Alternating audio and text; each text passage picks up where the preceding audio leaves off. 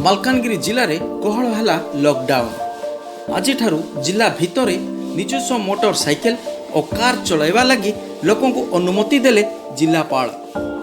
मालकानगिरी जिला green zone भावे घोषणा हवा परे जिले में हार्डवेयर दुकान और मोटर मेकानिक सह छोट छोट दुकान खोलिबा लगी जिला प्रशासन अनुमति देइछि। यह सह बंद रहिथिबा समस्त सरकारी और बेसरकारी निर्माण कार्य को पुणी थरे चालू करिबा लगी मध्य प्रशासनर अनुमति मिलिछि। चाषी फसल जिला और जिला बाहर को नहीं बिक्री करिबा लगी मध्य अनुमति रहिछि। हेले एसबु भितरे लोकों को सामाजिक दूरता बजाय रखिबाकू पड़िबो बोली मालकानगिरी जिलापाल कहिसंती। जो रूरल एरिया रे कंस्ट्रक्शन काम एंड तार एसोसिएटेड एक्टिविटीज जो रहउछि सेटा अलाउ करा जाय छै।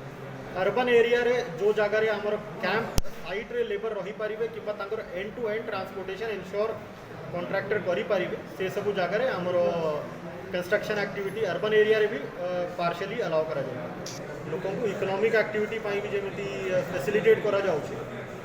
यहाँ सहित मोर समस्त अनुरोध समस्त को जणाइबा को चाहूँ कि लॉकडाउन एबे भी लॉकडाउन चली ता भितर किछि कोहल करा जाय तो से सब कोहलर इकोनॉमिक एक्टिविटी समस्ते लाभ नहीं पारिबे।